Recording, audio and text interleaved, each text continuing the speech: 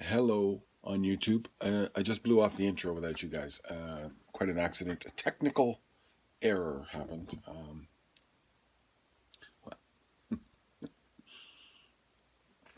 The moron producer forgot to press play.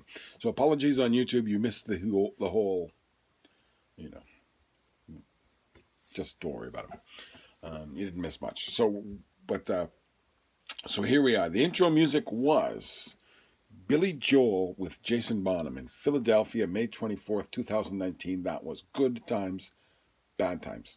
They also did Whole Lot of Love. They did Whole Lot of Love, then broke into Good Times, Bad Times. Interesting thing was Billy Joel band, Jason Bonham on drums. But Billy Joel was not the guy singing. It was his guitar player, actually.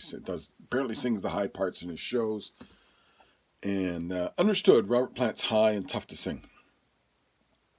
But they picked a couple of odd songs for Billy Joel anyway, I thought. I would take, he's a piano-based performer.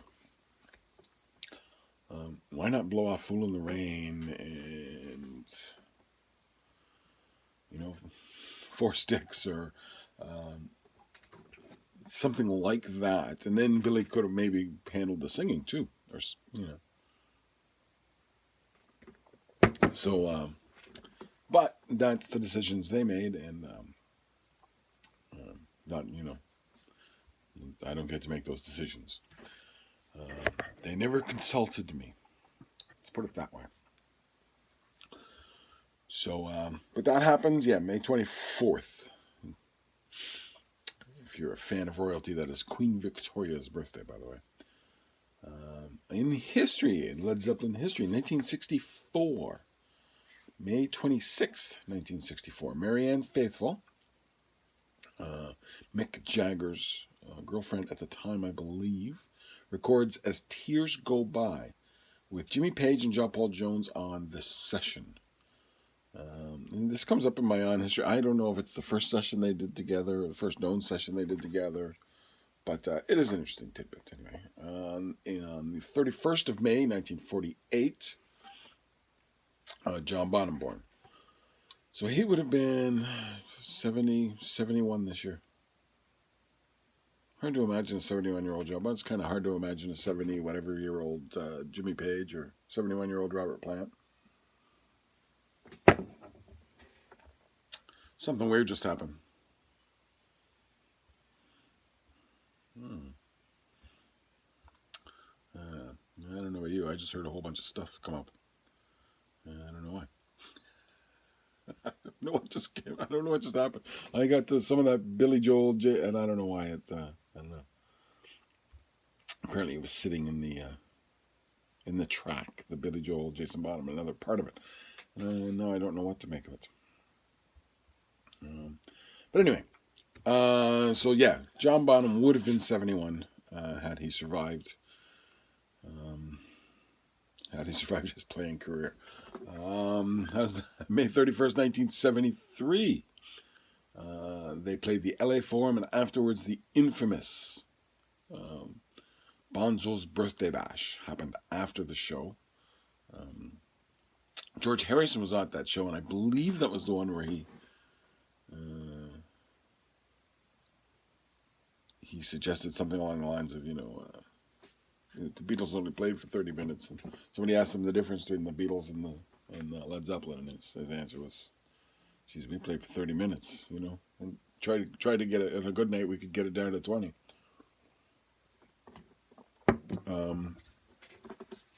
Something like that. In June on the 2nd in 1973, the famous Kazar Stadium show. That would be the one. There's a picture of Robert Plant holding a dove. And if you have the Led Zeppelin book the one they brought out, Led Zeppelin by Led Zeppelin, the picture book they brought out last year, there's actually a bigger picture of that, or it was either just before or it's a wider angle, I think, of the kind of the moment, and it's actually quite interesting. Jimmy Page is fairly nearby and looking over as well. Anyway, on the 7th of June, 2008, Jimmy Page and John Paul Jones appear with the Foo Fighters at Wembley Stadium. We're going to have a discussion about this, believe you me, in a few minutes. So keep that one in mind. June 7, 2008. John Paul Jones, Jimmy Page appear with the Foo Fighters at Wembley Stadium. I do have the DVD of that show. The Foo Fighters, the Foo Fighters do this. I guess a lot of bands do it now, but they can't control their tongue between songs, and it's all F this and F that, and it turns me right on. And I am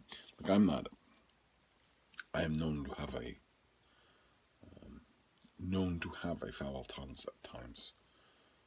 Although there have been times in my life when I've sworn and people around me have been surprised. So I don't know, maybe I'm better than I think I am, but I consider myself a bit of an aficionado of the vulgar language. And but it just turns me off to hear some guy from stage yelling like that. And you will notice I don't very much on this. I really try not to. But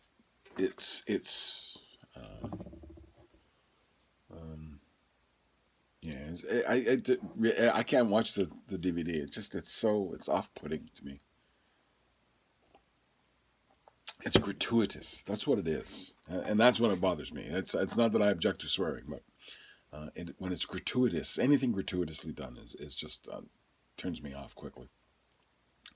And on the 11th of June 2005, Jimmy Page was awarded the OBE, the Order of the British Empire, which makes him not Sir Jimmy Page, I believe. But maybe it's the order. One of those things.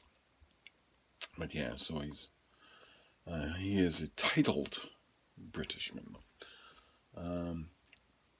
Okay, so before we get rolling on it, I want to say something. This is going to be a fairly quick piece tonight, I think. Sometimes I say that and I'm an hour. But it's already quite late. I didn't start until after the basketball game. And if you don't know, I'm in the Toronto area, and by God, even us non-basketball fans are watching the basketball. My wife wanted to watch the basketball game tonight. That would be a first, I assure you. And one more time than she's ever wanted to watch a hockey game or a baseball game. So yeah, it's late, and but I'm on holidays tomorrow.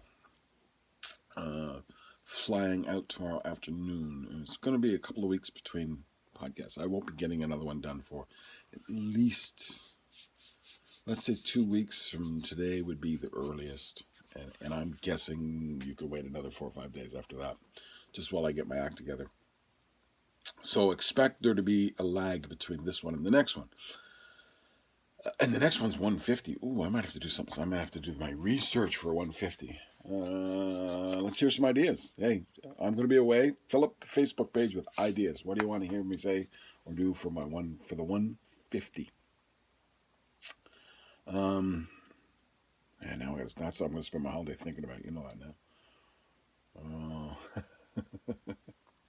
So anyway, I wanted to fire this off before I went. Otherwise, it just would have been kind of a month, but we would have been, and that would have been fine if I hadn't just taken 4 or 5 months away from it. So I didn't want to give people the impression I'd walked away again.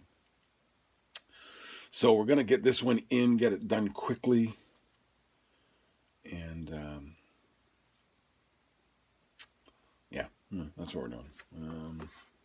And you can see it's late at night. I'm running a little slow on the thoughts. The synapses are not. So we'll try and get this done quickly. Okay, I told you I would mention the Foo Fighters and the Wembley Stadium show. Here's why. Yesterday, June the 7th. No, I think it was June the 6th, actually. But anyway, it was either the 6th or the 7th. But I think it was the 7th. It must have been the 7th because that was the anniversary of the date. Jimmy Page posted this on this day. He does the on this day thing. And if remember we talked about him way back when he first started doing it, and I stopped. I don't even check it out every day because it got so repetitive. But I believe he's not repeating anymore. So maybe I need to make that a daily stop. Especially if he's going to do stuff like this. So here's what he said. During the post-O2 period, I had been playing new material with Jason Bonham and John Paul Jones at rehearsal rooms. I was asked to play with the Foo Fighters at Wembley. This was after the Led Zeppelin show at the O2, attended by David Grohl. A year and a half after, by the way. Come on, Jimmy, we know that. So, on this day in 2008, John Paul Jones and I played Ramble On, and Dave sang with Taylor Hawkins on drums. Sorry, that was 6 months later. Yeah, okay. So this day in 2008, John Paul Jones and I played Ramble On, and Dave sang with Taylor Hawkins on drums. Then Taylor swapped drums with Dave. He sang rock and roll. Dave Grohl said, here's the key bit, you guys should come to the States and record with us. I didn't hear anything more from Grohl, and John Paul Jones' communications seemed to dim. The next I heard, they were promoting their new group. That is, at the very least, catty.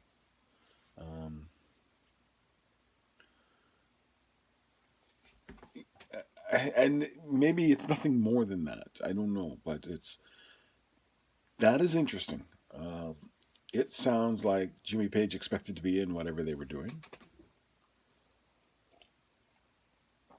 and felt a little bit like he got left out of the operation, or, and this is maybe a weird part of it, or he's just taking credit for them Crooked Vultures. Well, that was my idea. Well, Dave said it to me first. I almost don't know what to make of it. It sounds... somebody posted something today that basically said, they felt John Paul Jones was the one pushing the move forward without a singer. You wonder if Jones got tired of just waiting around for everyone else to get their act together and picked up the phone and said, Dave, you said, let's record. Would love to hear John Paul Jones' answer to that. And I will put it in the questions I must ask John Paul Jones if I ever get the chance file. The fiction file, as we call it. Although, truth be told, if I ever get a chance to interview one of the three fellas, it would likely be John Paul Jones. He's the one most likely to do this sort of an interview. But yeah, it's interesting. Sounds like Jimmy's complaining a bit that he wasn't included. It sounds like, anyway. So that was very interesting to me. And I know on one of the Zeppelin forums today, there was a lot of conversation. It was very interesting to other Zeppelin fans as well.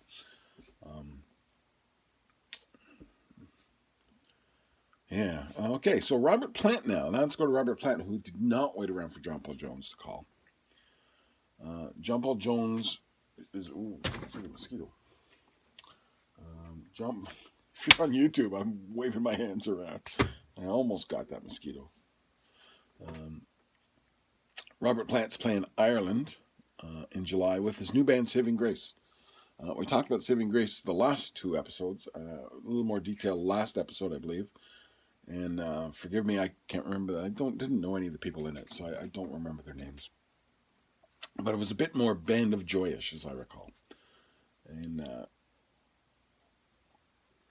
they did a few shows around England and stuff early through the winter. And now apparently they are doing a little tour of Ireland in July.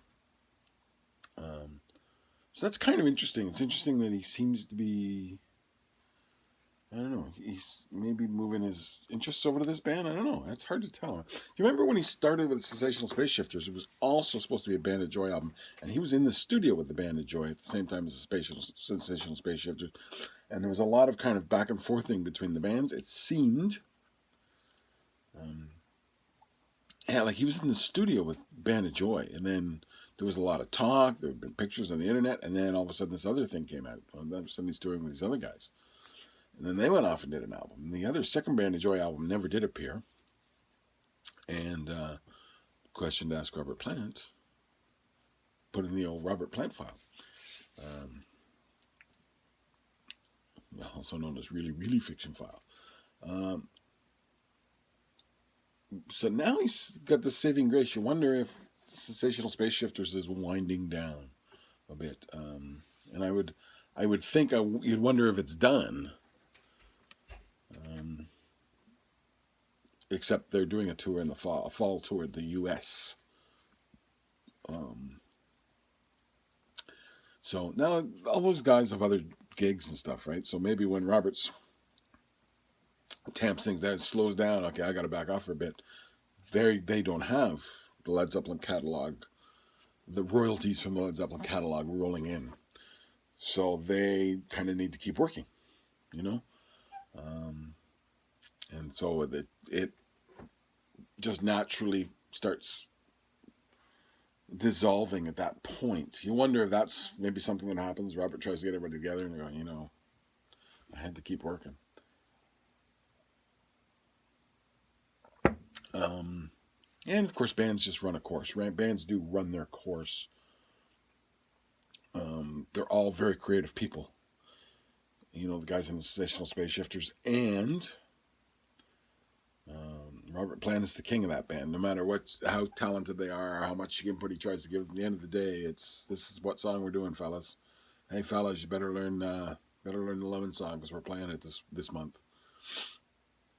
So, and that's all speculation. I guess what I'm getting at is it would be natural enough if the Sensational Space Shifters had wound down, and it may not even be a case of Robert Plant has decided to move on so much as the rest of the band has, decided it's kind of time for something else. And without criticizing anybody, because I don't have any reason to do that. But it is interesting. It's just interesting that Saving Grace is coming up and kind of almost parallels the way the Sensational Space Shifters developed out of the Band of Joy sort of thing. And you wonder what's going on there. All right. And speaking of Robert Plant, you'll notice in the intro to this podcast, I did not say, and you folks on YouTube, I'll repeat this, I guess. I did not say the only Led Zeppelin podcast. I said the original Led Zeppelin podcast. Reason being is I can no longer claim to be the only. And I've split hairs about this for a long time. There was Carol Miller had her, her radio show. She does like a podcast, but it's a 2-minute blurb sort of thing. I thought I subscribed to it, but I never get them either. But and Steve Sauer sent me an email and said, "You can't say that anymore." Carol Miller's got a podcast, but she's really got a radio show that she puts in a podcast form as well. So I split that hair a few times. And then there was Mark. So I apologize to him. I'm really drawing a big blank. But it's kind of like he talks about Jimmy Page's live legacy. And other stuff, apparently. And he did about 4 or 5 really, really good episodes. I learned stuff from this episode. And then he had a major computer crash, and he went away for 6 months, came back and did one, and then that's the last I've heard of him. But he said to me, "No, you're still this Led Zeppelin. I'm not a Led Zeppelin podcast, but he's really covering Led Zeppelin material in terms of Jimmy Page." So I split that hair a few times, but there's no Robert Plant's got a podcast. There's no splitting hairs. I'm not the only Led Zeppelin podcast anymore. And between Mark and Carol Miller and Robert Plant, it's time to shift away from that claim. So it is now the original Led Zeppelin podcast. And so this is my way of introducing that Robert Plant has a podcast called Digging Deep. I'm not going to bore you with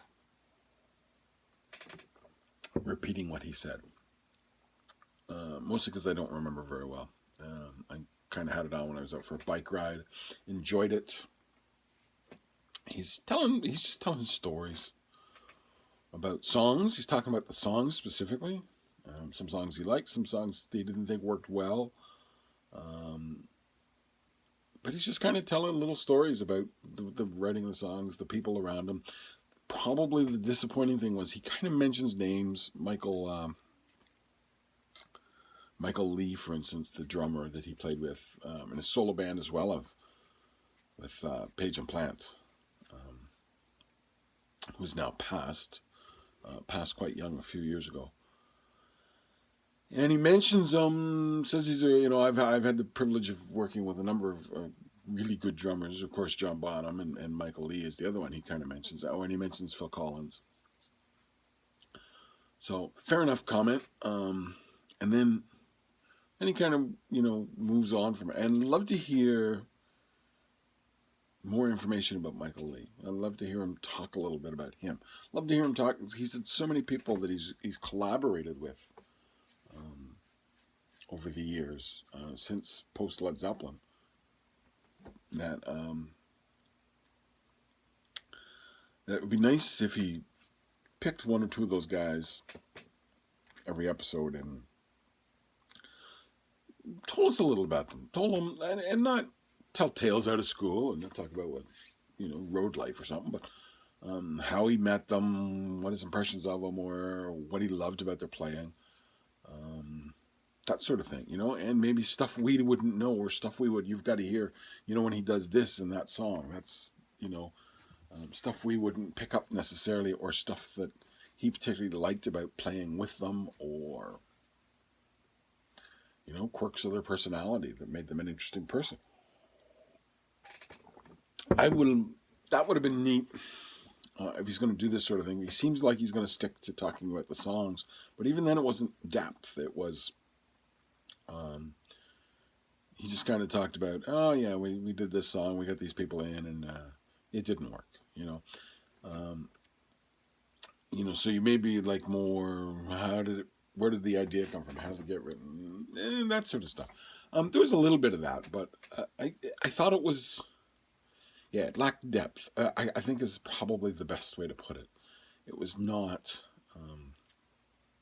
deep content. And that's too bad, because he's got a lot to offer in that way. And that's, he's a smart guy. He's done it all. He's lived a hell of a life. And he's made some great music. Some I don't like and you love, and some I love and you don't like, probably. And, so there's something for everybody in there. And, it'd be kind of neat to hear him talk a little more detail than what he did in that podcast. Maybe it'll get there, or maybe this will all what it is, just kind of a little Robert Plant fluff. Well, and that's fine. It was entertaining. Robert Plant's an entertaining guy to listen to, usually. I did hear somebody complain about the guy interviewing him. Could have pushed him a little harder. Could have dug a little deeper. But actually, Robert Plant can really push back. He can bite guys a bit, and can push back hard when they start digging deep. And I guess as a guy doing interviews, I mean, you have to decide, am I going to dig deep and piss off Robert Plant and lose the gig? Or am I going to just do what's wanted? And I don't think this isn't the format for digging deep into Robert Plant and doing that sort of thing. It's, it's a podcast. It's meant to be lightish, and it's meant to be entertaining, and it's meant to promote whatever Robert Plant's got coming up the next little while. Yeah. Maybe he's getting to the confessional stage, though, and we can expect a book or something, because people do get that. People, not everybody, but a lot of people, they kind of get to a confessional age, or they want to talk about what they'd done more unabashedly. Hence, we had an Elton John autobiography coming later this year. But about a year and a half ago, Bruce Springsteen, it was about a year and a half ago, Bruce Springsteen wrote an autobiography. There's kind of an age range where guys write autobiographies, and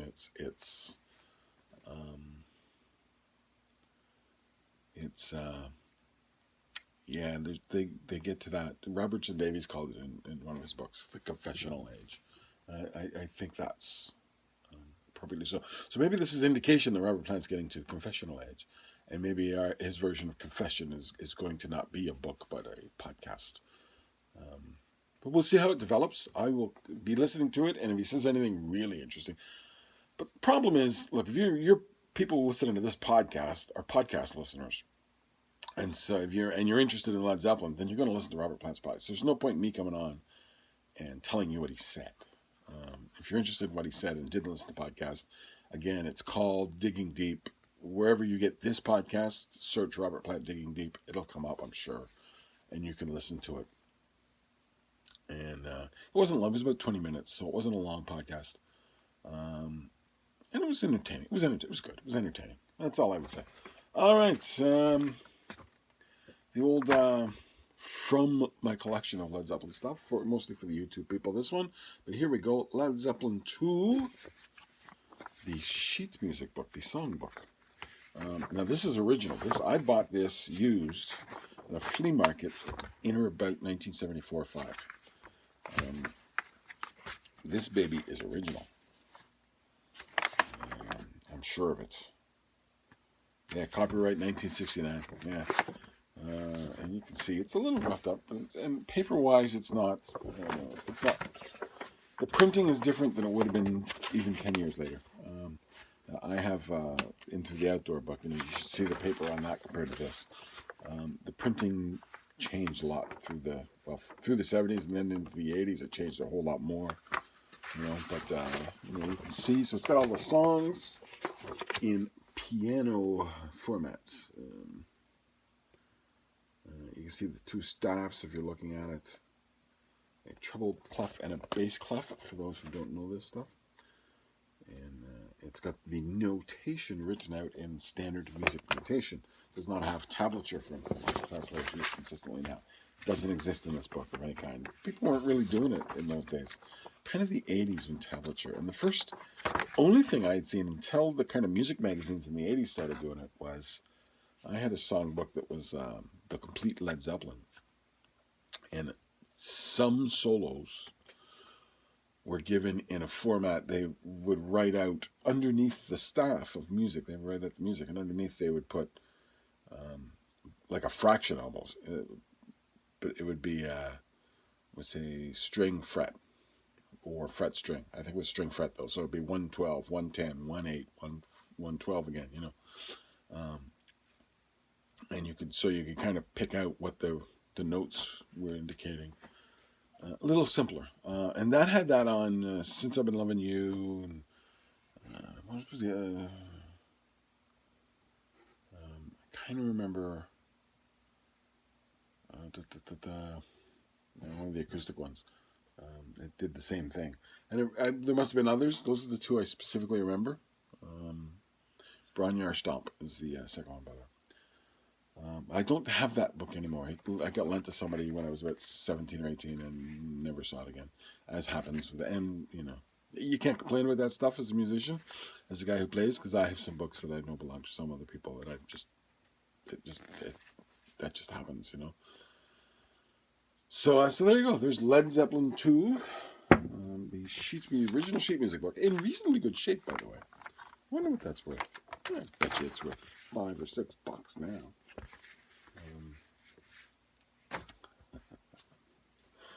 And I actually like those. I had a guitar teacher at the time, so I was real excited.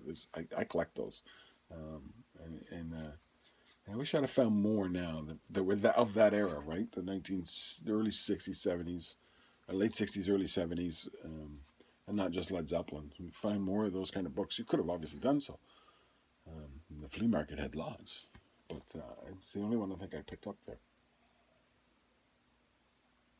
Anyway, that's from the collection. I told you it was going to be short tonight. The YouTube is 29 minutes or 32 minutes for the actual podcast, and I'm going to outro with a little more of Billy Joel. I have no idea how it's going to end because it's apparently in 3 pieces on my computer. I don't know why. But we're going to outro with a little more of Billy Joel.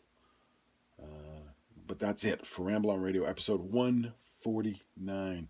Check rambleonradio.com for notes on this week's podcast, Led Zeppelin news reviews, and any links I might mention in today's podcast. Follow Ramble on Radio on Facebook and at Ramble on Blog on Twitter. You can subscribe to Ramble on Radio through iTunes and Google Play, and don't forget to leave a review. If you go to iTunes or Google Play, it helps the algorithms find the podcast. The algorithms find the podcast.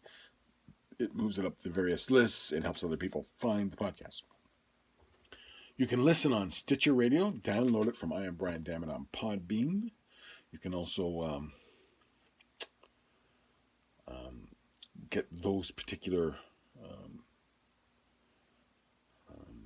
those particular websites apps and stream it live from your car and so on and so forth. And you can check it also out at Ramble on Radio on YouTube, and this podcast will be on YouTube. Thanks to listening. Ramble on Radio, episode 149. And I will see you in, a couple of weeks.